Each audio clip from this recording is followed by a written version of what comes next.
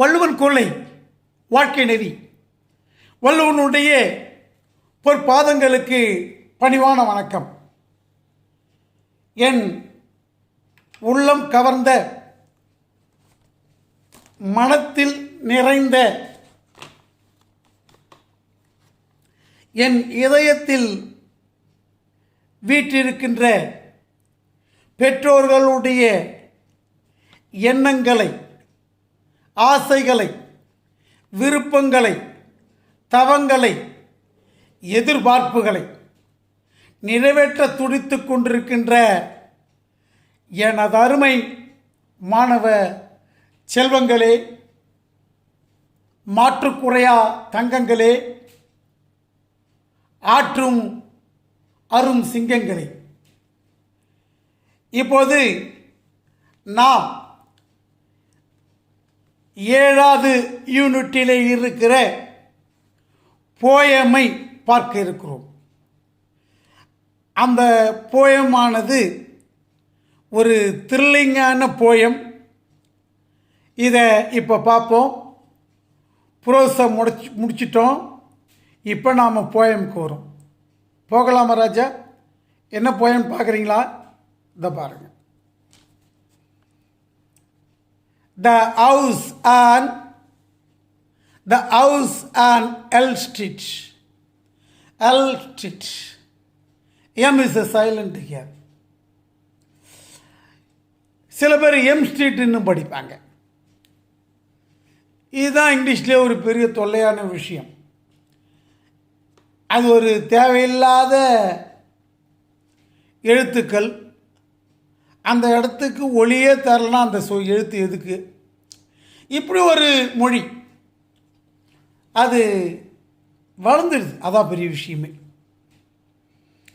சரி, இந்த கதையை நாம் பார்க்கலாம். இதை நேடியா புஷ்ன்றவங்க எழுதியிருக்காங்க இந்த போயமை. இப்போ ரீசெண்டாக எழுதப்படுறது 86 வாக்கில் தான் அவங்க பண்ணாங்க. அதை அந்த 86 சமயத்தில் ஒரு சில இங்கிலீஷ் படங்க ரொம்ப ஃபேமஸான அந்த பேய் கதைகள் அதெல்லாம் எடுக்கப்பட்டு வேகமாக நல்லா அதிகமாக ஓடின படம். இந்த ஓமன், நைட்மேர், எக்ஸாசிஸ்ட்னு ஒரு பேய் படம். அதை மாதிரி படம்லாம் ஓடின காலத்தில் இந்த அம்மா இந்த போயமை எழுதியிருக்காங்க.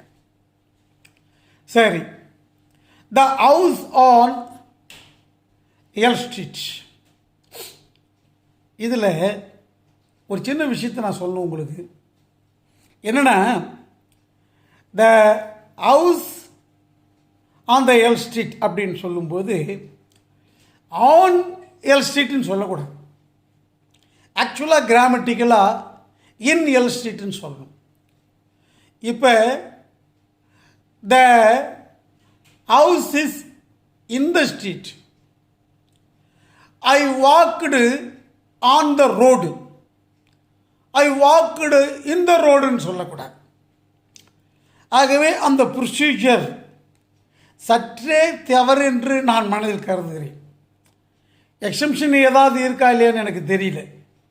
ஆனால் இம்மாதிரி பயன்படுத்துவது ஸ்ட்ரீட்டுன்னு போட்டால் இந்த ஸ்ட்ரீட்டுன்னு சொல்லணும், ரோடுன்னு போட்டால் ஆன் த ரோடு அப்படின்னு சொல்லணும். சரி, இந்த கதையினுடைய விஷயத்துக்கு வருவோம். இதை படத்தை பாருங்கள். ஒரு பாழடைஞ்ச ஒரு வீடு, பங்களான்னே சொல்லலாம். அதுக்கு பக்கத்தில் மரம், அங்கே ஒரு நிலா. இந்த காட்சிகளை பார்த்துவிட்டு இந்த பெண்மணி இந்த கவிதையை எழுதுகிறார். இப்போ இந்த கவிதையை கவனிக்கலாமா ராஜா கண்ணு? Welcome Raja. It is sat alone. இந்த ஃபஸ்ட்டு வேர்டிலே புரிஞ்சுங்க. அலோன்னா தனியாக. It is set alone. சேட்டுன்ற வார்த்தைக்கு ஒரு அர்த்தம் உண்டு. இட் வாஸ் அலோன் அர்த்தம். இந்த வீடு அங்கே தனியாக இருக்குது. அந்த தெருவில் வேறு வீடே கிடையாது. அப்போ இட் இஸ் சேட் அலோன். அந்த வீடு தனியாக இருக்குது. இதை கவிதை நடையில் சொல்லணுன்றதுக்காக அந்த வீடு தனியாக உக்காந்துன்னுக்குது அப்படின்னு சொல்கிறாங்க. ஆனால் இருக்குதுன்னு அர்த்தம். What happen? என்ன நேர்ந்தது? There is still today unknown. அங்கே ஸ்டில் இதுவரையில், டுடே இன்னைக்கு இதுவரையில் இஸ் அன்னோன், ஒன்றுமே தெரியாது. அங்கே என்ன நேர்ந்ததுன்னு யாருக்குமே ஒன்றும் தெரியாது. அங்கே என்ன நேர்ந்திருக்குதுன்னு. Once again I start this sweetest poem. It is set alone, which is set alone. The house. It means the house. Set alone. ஒரு பொயட்டிக்கினுடைய யூசேஜ் ஆஃப் வேர்டில் இட் இஸ் செட் அலோன் என்கின்ற வார்த்தையானது இட் வாஸ் அலோன், அந்த வீடு தனியாக இருந்தது என்று சொல்கிற வார்த்தையை இட் இஸ் செட் அலோன், அது தனியாக உட்கார்ந்துருந்தது அந்த தெருவில். அதுதான் எப்படி the house on the Elm street, நான் முதல்ல சொன்னேன் இந்த எலம் ஸ்ட்ரீட் என்று சொல்லியிருக்க வேண்டும் அப்படின்னு. Okay, what happened? என்ன நேர்ந்தது? There is still today unknown. தேர்னா அங்கே இஸ் ஸ்டில் இதுவரையிலே அன்னோன் தெரியப்படாமல் இருக்கிறது. என்னக்குன்னு வாட் ஹேப்பன்டு? அப்போ அங்கே என்ன நிகழ்ந்ததுன்னு தெரியல. எங்கே அந்த வீட்டில் என்ன நடந்ததுன்னு தெரியல. It is a very mysterious place. அது ஒரு ரகசியமான இடமாக இருந்தது. ஒன்றுமே விளங்காத இடமாக இருக்கிறது. தெரிந்து கொள்ள முடியாமல் இருக்கிறது. It is a very mysterious place. It is very mysterious, ரகசியமான பிளேஸ், இடம். அண்ட் இன்சைடு உள்ள யூ கேன் டெல், உங்களால் சொல்ல முடியும். It has a ton of space. Ton of ஸ்பேஸ்னா lot of, a large space. ஒரு பெரிய இடத்தை இது பெற்றிருக்கிறது இந்த வீடு என்பதை உங்களால் சொல்ல முடியும். ஏனென்றால் வெளியிலிருந்தே அந்த தோற்றத்தை பார்க்கிறீர்கள். அப்போ அந்த வீடு இவ்வளோ பெரிய இடத்தை பெற்றிருக்குன்னு தெரியும் உங்களுக்கு. பட்டு அட் த சேம் டைம், அதே சமயத்தில் இட் இஸ் பேர் டு த போன். அதே சமயத்தில் இட் இஸ் பேர். பேர்னா காலியாக இருக்கு, பேர் பாடின்னு சொல்லுவாங்க. பேர்னா ஒன்றும் இல்லாமல் இருக்கிறது. த போன்னா அந்த structure, that means that house. அப்போ அந்த வீடு காலியாக தான் இருக்கு, அதையும் உங்களால் சொல்ல முடியும். ஏன்னா நடமாட்டமே இல்லை. இந்த பேராகிராஃபுக்கு அடுத்த பேராகிராஃப் வரும். அட் த ஹவுஸ், அந்த அட் த நைட், இரவுல த ஹவுஸ் வீடானது சீம்ஸ் டு பி என்றால் காட்சி அளிக்கிறதுன்னு அர்த்தம். இது இன்னொரு இதே மாதிரி வேர்டு இருக்குது, அப்பியர்ஸ் டு பின்னு சொல்லுவாங்க. இன்னொரு வேர்டு இருக்குது லுக்ஸ் லைக் என்று சொல்லுவாங்க. இதெல்லாம் ஒரே மீனிங், காட்சி அளிக்குது. அப்போ இரவில் அந்த வீடு காட்சி அளிக்கிறது. எப்படி? உயிரோடு இருப்பது போல காட்சி அளிக்கிறது நைட். ஓகேவா? இப்போ இந்த word the house seems to be alive at the night அப்படின்னு நம்முடைய ப்ரோஸ் ஆர்டரில் வரணும். இந்த அலிவ் என்ற வார்த்தை இந்த இடத்துல பொயட்டிக் சவுண்டுக்காக, மீ அப்படின்ற சவுண்டுக்காக இது அந்த இடத்துல வச்சுருக்காங்க. Lights flicker on and half. Light இருக்குது, நின்று எரியுது. ஃப்ளிக்கர் ஆன் அண்ட் ஆஃப், அதான் ஃப்ளிக்கர் ஆன் அண்ட் ஆஃப். நிற்கிது எரியுது, பக்குன்னு நமக்கு இருக்குது பார்க்கும்போது. அப்படி தானே இருக்கும். Okay. I am often tempted ஐ ஆம் டெம்ப்டட்னா நான் தூண்டப்படுகிறேன். ஐ ஆம் டெம்ப்டட். இப்போ நாம் ஆப்பிளை பார்க்குறோன்னு வச்சுக்கோ. நான் பார்க்குறேன்னா we are tempted to eat apple. புரியுதா எப்படி பயன்படுத்துகிறோன்னு? அப்போ I am often tempted to go to the house. அந்த வீட்டுக்குள்ளே போகலாம் அப்படின்னு அப்படி தூண்டுது மனசு. ஆனால் போயிடுமா? போக மாட்டோம். To just take a look. நான் அந்த காட்சியை எடுத்துக்கொள்கிறேன். தட் மீன்ஸ் அந்த காட்சியை பார்க்குறேன். ஸோ அந்த வீட்டினுடைய அப்பியரன்ஸை பார்க்குறேன். And C. இப்போ மைண்டோடு சிந்திக்கிறேன். பார்க்கறது வேற, மைண்டோடு சிந்திக்கிறது தான் C. What it really about. உண்மையிலே எப்படி இருக்கும் அது? But fear takes over me. பயம் என்னை எடுத்துக்கிச்சு. ஸோ நான் ரொம்ப பயந்துட்டேன். ஐயோ உள்ளே போனால் என்ன இருக்குதோ ஏது இருக்குதோ அப்படின்ற பயம். பயம் பயம். அடுத்த விஷயத்துக்கு போகலாம். அடுத்த பேரம். ஐ டிரைவ் பாஸ்ட் த ஹவுஸ். டிரைவ்னா இந்த இடத்துல கார் ஓட்டின்னு போகுது, வண்டி ஓட்டின்னு போது, கார் ஓட்டின்னு போகுது. அப்போ I drive past the house. Past the ஹவுஸ்னால் அந்த வீட்டை கடந்து போகும்போது. ஆல்மோஸ்ட் எவ்ரிடே, ஒவ்வொரு நாளும் கிட்டத்தட்ட அந்த வீட்டை கடந்து செல்லுகின்ற பொழுது, the house seems to be, அந்த வீடு காட்சியளிக்கிறது, எ பிட் பிரைட்டர், ஒரு பிரைட்டாக காட்சியளிக்கிறது, பிரகாசமாக காட்சியளிக்குது. மனசு அப்படி சொல்லலாம். On the warm summer day in May, then on this warm summer day, warm என்றால் கதகதப்பான அர்த்தம். அந்த அர்த்தம் நல்ல என்ற அர்த்தம். நல்ல நிலையோடு இருக்கின்ற இந்த சம்மர் காலத்திலே, மே மாதத்திலே அந்த வீடு பிரைட்டாக தெரியுது. எப்பயுமே சூரிய வெளிச்சம் போட்டுச்சுன்னா நல்லா பிரைட்டாக தான் தெரியும். It plays with your mind. அந்த வீடானது உங்கள் மனதிலே விளையாடும். விளையாடுனாது பல்வேறு எண்ணங்களை ஏற்படுத்தும். அதான் விளையாடும். டு மீ, எனக்கு, I say it is one of a kind. எனக்கு அது ஒரு விதமான வீடு, அவ்வளோதான். உங்களுக்கு நிறைய எண்ணங்களை ஏற்படுத்தும், எனக்கு அது ஒரு விதமான வீடு. ஓகேவா? Beside the house sits a tree. இது போயம் ஆர்டரு. இங்கே ட்ரீ அப்படின்றதுக்கு பி அப்படின்னு ரிதமெட்டிக் வரணுன்றதுக்காக லீவ்ஸ் ட்ரீஸ். ஆக்சுவலாக a tree sits beside the ஹவுஸ்ன்னு வரணும்.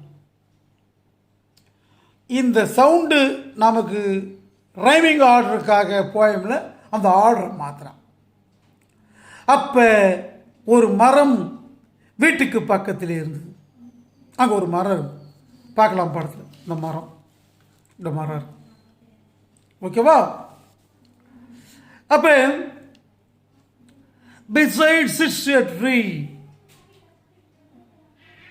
it never grows leaves. அது இலைகளையே வளர்க்கவில்லை. தட் மீன்ஸ் அங்கேருந்து இலை குறுத்து விட்டு வர ஆரம்பிக்கவில்லை. இட் நெவர், ஒருபோதும் அது இலையை விடவில்லை. நாட் இன் த வின்டர், பனிகாலமாகட்டும் இலை இல்லை. நாட் இன் ஸ்ப்ரிங், வசந்த காலமாக இருக்கட்டும் இலை அங்கே இல்லை. சம்மர், கோடை காலமாக இருக்கட்டும் இலை இல்லை. ஃபால், இலை எதிர்காலம், இலை எதிர்காலத்தில் இலை இருக்காது, அப்பயும் இல்லை. அப்போ எந்த காலத்திலும் இலை இல்லை. ஏன் இலை இல்லை? அந்த மரம் பட்டு போச்சு, உயிரோடு இல்லது. அதை இவர் இப்படி சொல்கிறார், புரியாத மாதிரி நம்மகிட்ட கேட்குறாங்க. அப்போ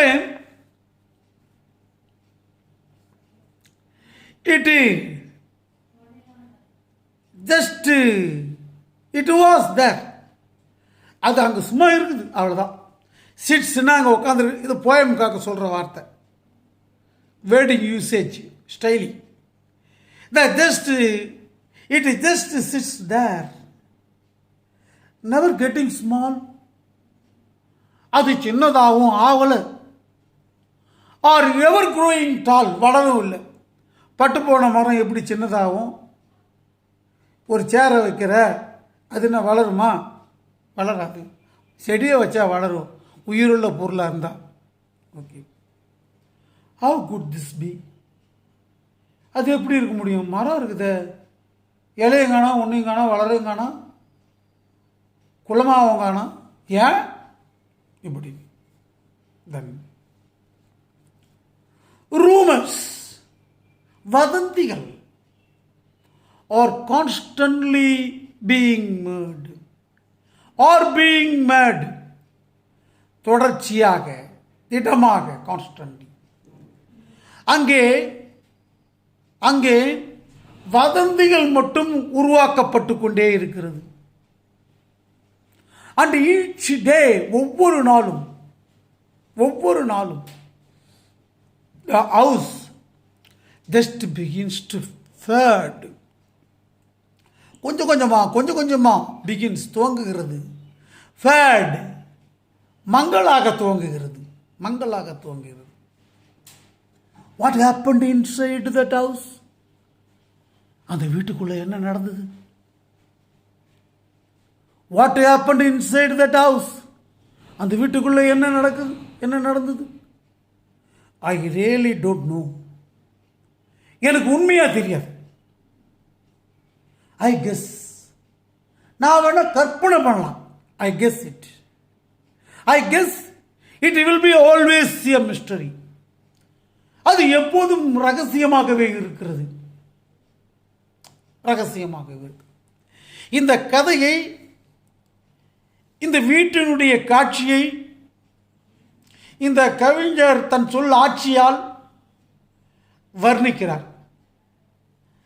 ஆனால் நமக்கு ஒரு உற்சாகம் ஊட்ட வேண்டும், ஆர்வம் ஊட்ட வேண்டும் என்ற நோக்கோடு மட்டும்தான் அந்த வீட்டினுடைய அமைப்பை சற்றே பயமுறுத்துவது போல அதை உருவாக்குகிறார்.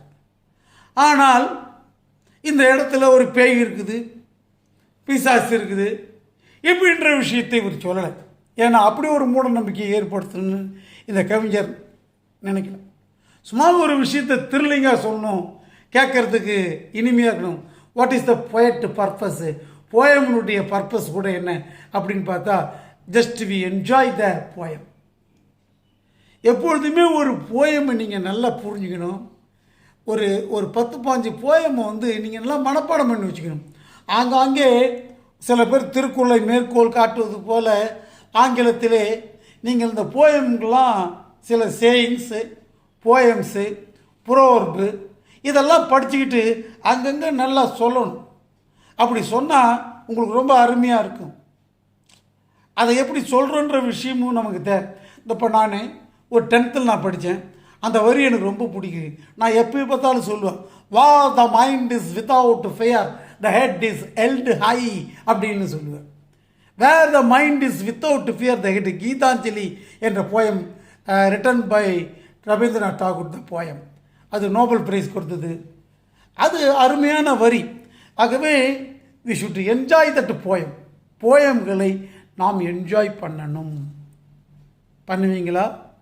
ஓகே, ஒரு முறை இந்த போயமை நான் உங்களிடம் படித்து காட்டி விடுகிறேன், கவனியுங்க. It sat alone. What happened there is still today unknown. It is very mysterious place, and inside you can tell it has ton of space, but at the same time it is bare to the bone.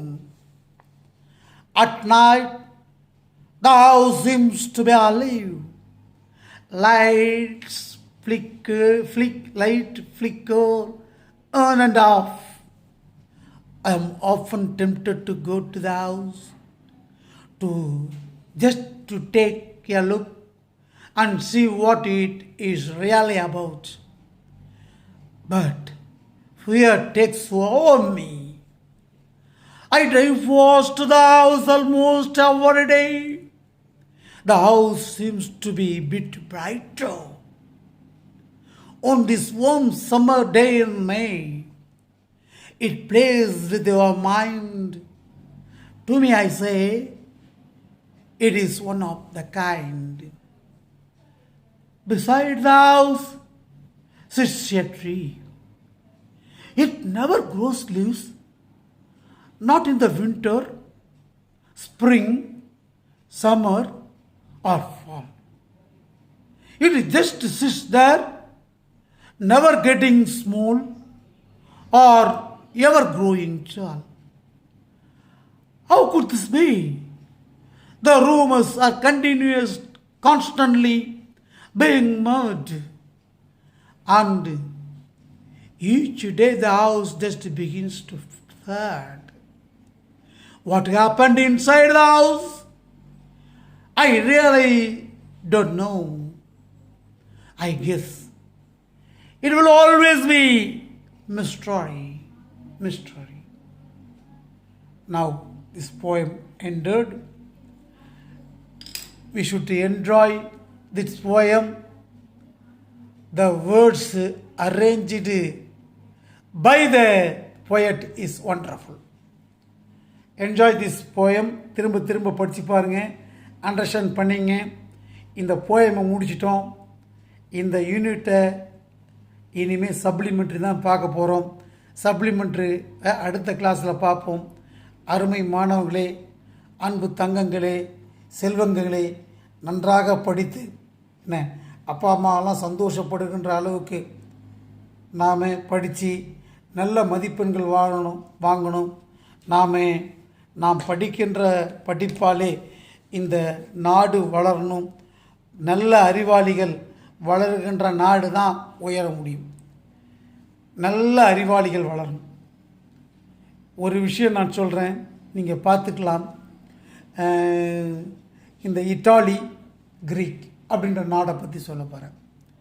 Italy Craig என்ற நாடுகள் அந்த ஒரு காலத்திலே உலகத்திலே மிகப்பெரிய விஞ்ஞானிகள் தோன்றிய இடம் இத்தாலியும் கிரேக் என்ற நாடு. அந்த நாட்டில் மிகப்பெரிய அறிவாளிகள் தோன்றினார்கள். அதனால் அந்த நாடு ரொம்ப பெருத்த அளவில் வளர்ந்துச்சு. நிறைய விஞ்ஞானிகள் வந்தாங்க. அந்த நாட்டில் ஏன் மறுபடி அழிஞ்சுதுன்னு சொன்னால், அந்த நாட்டில் மூட நம்பிக்கைகள் அதிகமாகிடுச்சு. மூட நம்பிக்கைகள் ஆனவுடனே என்ன செஞ்சான், அந்த நாட்டை ஆண்டவன்லாம் என்ன பண்ணான், அந்த ஃபாதர்ஸ் இவெல்லாம் பாதிரிமார்கள்லாம் ஃபிஷப்லாம் அவன்லாம் நான் தான் கடவுள்கிட்டருந்து தோன்றினவன், இது மாறுபட்ட கருத்தெல்லாம் சொல்லக்கூடாது, நீங்கள் விஞ்ஞான கருத்தெல்லாம் சொல்லக்கூடாதுன்னு எல்லா அறிவாளிகளையும் சாக்ரட்டிஸ், அரிஸ்டாட்டில், பிளாட்டோ இப்படிப்பட்ட மேதைகளெல்லாம் நடுரோட்டில் விஷக்கோப்பையை கொடுத்து சாவடித்தான். அறிவாளிகள்லாம் பயந்து நாட்டை விட்டு ஓட ஆரம்பித்தாங்க. அந்த நேரத்தில் தான் இங்கிலாந்து என்ன பண்ணிச்சுன்னா, அப்படிப்பட்ட அறிவாளிகளுக்கு அடைக்கலம் கொடுத்தது. நிறைய வீட்டை கட்டி கொடுத்து கல்யாணத்தை கூட பண்ணி வச்சு அவங்கள சுதந்திரமாக வாழ வச்சு, நீங்கள் இங்கிலீஷை கற்றுக்கிட்டு நீங்கள் நிறையா என்னென்னலாம் கண்டுபிடிச்சிங்களோ, உங்களுடைய சிந்தனையெல்லாம் என்னென்னலாம் இருக்கோ அதெல்லாம் இங்கிலீஷில் எழுதுங்கன்னு சொன்னாங்க. இங்கிலீஷ் ஏன் வளர்ந்துன்னு தெரிஞ்சுங்க. அறிவு வளர்ச்சியானது ஒரு நாட்டை உயர்த்தும், உன்னுடைய வீட்டை உயர்த்தும், உன்னையும் உயர்த்தும், உங்கள் பெற்றோர்களையும் மகிழ்ச்சிக்கு உள்ளாக்கும். இதெல்லாம் வேணாம், நான் ரஜினிகாந்த், விஜயகாந்த், விஜய், அஜித் இவனுக்கெல்லாம் நான் பேனர் வைப்பேன் அப்படின்னு ஒரு முடிவு எடுத்தால் அந்த முடிவு எவ்வளோ பெரிய முட்டாள்தனம் என்பது நான் சொல்ல மாட்டேன். எதிர்காலத்திலே நீ அதை உணர்வாய். ஓகேவா? நல்லா புரிஞ்சுக்கிட்டு செயல்படு ராஜா. ஒரு அறிவாளியாக திகழ வேண்டும். உன்னை யாரும் அசைக்க முடியாத நிலையிலே நீ உருவாக வேண்டும். வாழ்த்துக்கள், வாழ்த்துக்கள். வள்ளுவன் குரல் போல தம்பி வாழ்க. பிள்ளை, அருமை பெண் குழந்தைகளே, நீங்கள் உங்களை பற்றி சொல்லவே தேவையில்லை. நீங்கள் சாதிப்பதற்கென்றே பிறந்தவர்கள். இந்த பசங்க மட்டும்தான் பெற்றோர்களையும் எங்களையும் சோதிப்பதற்காகவே இருக்கிற மாதிரி தெரியுது. அப்படி இருக்காதீர்கள். உங்களுடைய வாழ்க்கையை சிறப்பானதாக மாற்றிக்கொள்ளுங்கள். வாழ்த்துகிறேன். வள்ளுவன் குரல் போல வாழ்க பல்லாண்டு.